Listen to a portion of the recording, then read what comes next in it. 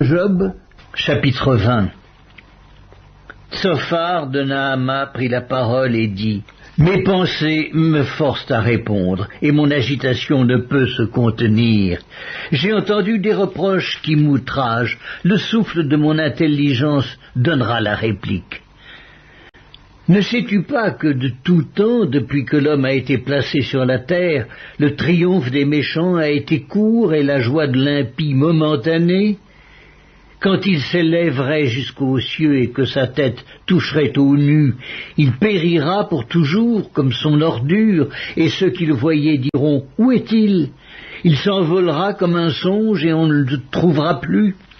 Il disparaîtra comme une vision nocturne. L'œil qui le regardait ne le regardera plus, le lieu qu'il habitait ne l'apercevra plus. Ses fils seront assaillis par les pauvres, et ses mains restitueront ce qu'il a pris par violence. La vigueur de la jeunesse qui remplissait ses membres aura sa couche avec lui dans la poussière. Le mal était doux à sa bouche, il le cachait sous sa langue, il le savourait sans l'abandonner, il le retenait au milieu de son palais. Mais sa nourriture se transformera dans ses entrailles, elle deviendra dans son corps un venin d'aspic. Il a englouti des richesses, il les vomira. Dieu les chassera de son ventre. Il a sucé du venin d'aspic, la langue de la vipère le tuera. Il ne reposera plus ses regards sur les ruisseaux, sur les torrents, sur les fleuves de miel et de lait. Il rendra ce qu'il a gagné et n'en profitera plus. Il restituera tout ce qu'il a pris et n'en jouira plus, car il a opprimé, délaissé les pauvres. Il a ruiné des maisons et ne les a pas rétablies.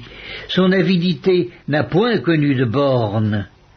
Mais il ne sauvera pas ce qu'il avait de plus cher. Rien n'échappait à sa voracité, mais son bien-être ne durera pas.